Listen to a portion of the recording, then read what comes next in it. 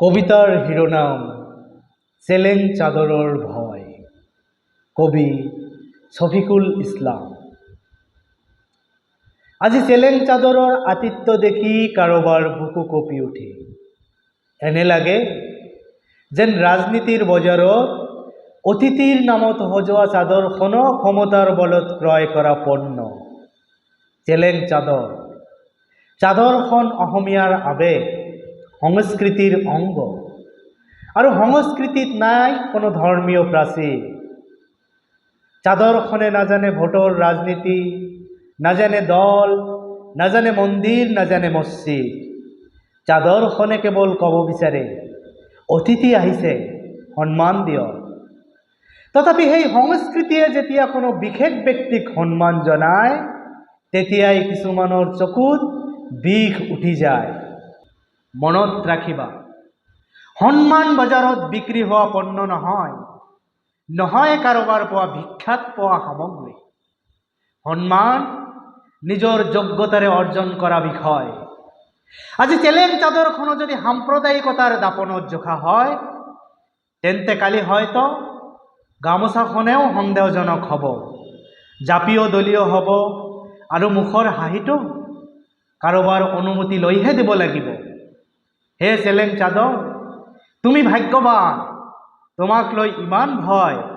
এনে লাগে যেন তোমাৰ এডাল সূতাও ঘৃণাৰ দেৱাল ভাঙিব পাৰি। হে কিছুমানে চাদৰতকৈও বেছি ভয় খায় তাৰ ধৰ্মীয় পৰিচয়ক লৈ, যাক চাদৰেৰে সন্মান জনোৱা হয়। আজি অসমীয়াৰ অতিথ্য যদি কাৰোবাৰ ৰাজনীতিত বাধা হয়, তেন্তে সমস্যাটো চেলেং চাদৰ বা গামোচাত নহয়। সমস্যাটো সেই দৃষ্টিভংগীত যিয়ে প্ৰতিটো সন্মানকো ঘৃণাৰ চশমাৰে চায়।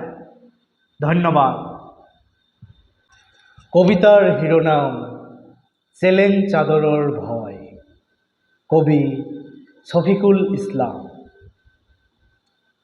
আজি চেলেং চাদৰৰ আতিথ্য দেখি কাৰোবাৰ বুকু কঁপি উঠে। এনে লাগে যেন ৰাজনীতিৰ বজাৰত অতিথিৰ নামত সজোৱা চাদৰখনো ক্ষমতাৰ বলত ক্ৰয় কৰা পণ্য। চেলেং চাদৰ। চাদৰখন অসমীয়াৰ আৱেগ, সংস্কৃতিৰ অংগ। আৰু সংস্কৃতিত নাই কোনো ধৰ্মীয় প্ৰাচীৰ। চাদৰখনে নাজানে ভোটৰ ৰাজনীতি, নাজানে দল, নাজানে মন্দিৰ, নাজানে মছজিদ। চাদৰখনে কেৱল ক'ব বিচাৰে, অতিথি আহিছে, সন্মান দিয়ক। তথাপি সেই সংস্কৃতিয়ে যেতিয়া কোনো বিশেষ ব্যক্তিক সন্মান জনায়, তেতিয়াই কিছুমানৰ চকুত বিষ উঠি যায়।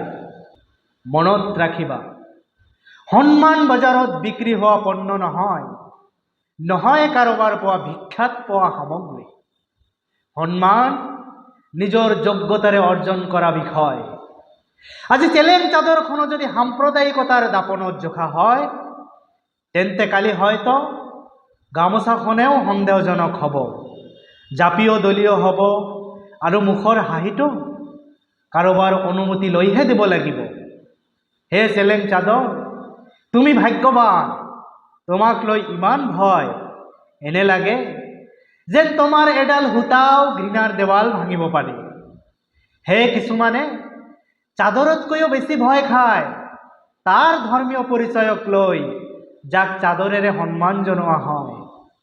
আজি অসমীয়াৰ অতিথ্য যদি কাৰোবাৰ ৰাজনীতিত বাধা হয়, তেন্তে সমস্যাটো চেলেং চাদৰ বা গামোচাত নহয়। সমস্যাটো সেই দৃষ্টিভংগীত যিয়ে প্ৰতিটো সন্মানকো ঘৃণাৰ চশমাৰে চায়। ধন্যবাদ।